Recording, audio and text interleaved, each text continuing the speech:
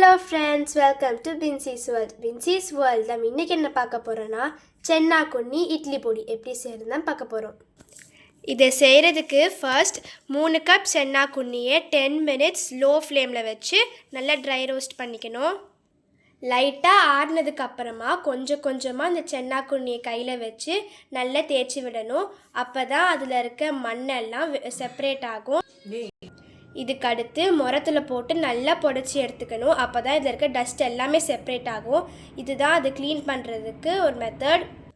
அடுத்து 2 கப் உளுந்து, 1.5 கப் உடச்ச கடலை, அப்புறம் கடலைப்பருப்பு ட்ரை ரோஸ்ட் பண்ணியிருக்கேன். இது கூட காஞ்ச மிளகாயும் ட்ரை ரோஸ்ட் பண்ணி வச்சுருக்கேன்.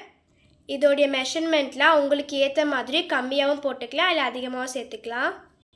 நெக்ஸ்ட்டு கருவேப்பிள்ளை, மிளகு மற்றும் சீரகத்தை ட்ரை ரோஸ்ட் பண்ணி வச்சுருக்கேன். இது கூட ஒரு 15 பார்ட்ஸ் கார்லிக்கை ஸ்லைஸ் பண்ணி எண்ணெயில் ஃப்ரை பண்ணி வச்சுருக்கேன்.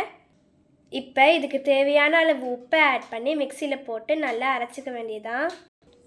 இப்போ பாருங்கள், அரைச்சி எடுத்துக்கிட்டாச்சு. திறக்கும் போதே நல்ல வாசனை வருது. இதில் சென்னா குன்னியோட டேஸ்ட்டு உங்களுக்கு நல்லா தெரியணும்னு நினச்சிங்கன்னா நிறைய சென்னா குன்னி சேர்த்துட்டு மற்ற இன்க்ரீடியன்ஸ்லாம் கம்மியாக சேர்த்துக்கோங்க. நாங்கள் சென்னா குன்னியை கம்மி பண்ணிவிட்டு மற்றதெல்லாம் அதிகமாக சேர்த்துக்கிட்டோம். அதாவது சம அளவாக போட்டிருக்கோம். இதை ஆற வச்சு ஒரு ஏர்டைட் கண்டெய்னரில் ஸ்டோர் பண்ணிக்கோங்க. இதில் நாங்கள் பெருங்காயம் ஆட் பண்ணலை, பூண்டு சீரகமே போதும். இதை இட்லி, தோசைக்கு சைட் டிஷ்ஷாக வச்சு நல்லா சாப்பிடலாம். சாப்பாட்லேயும் மிக்ஸ் பண்ணி சாப்பிடலாம், ரொம்பவே டேஸ்ட்டாக இருக்கும். இந்த மாதிரி சிம்பிள் அண்ட் ஈஸியான சென்னா குன்னி பொடி செஞ்சு நீங்களும் சாப்பிட்டு என்ஜாய் பண்ணுங்கள். இந்த வீடியோ பிடிச்சிருந்தா லைக் பண்ணுங்கள், ஷேர் பண்ணுங்கள், சப்ஸ்கிரைப் பண்ணுங்கள். பாய்.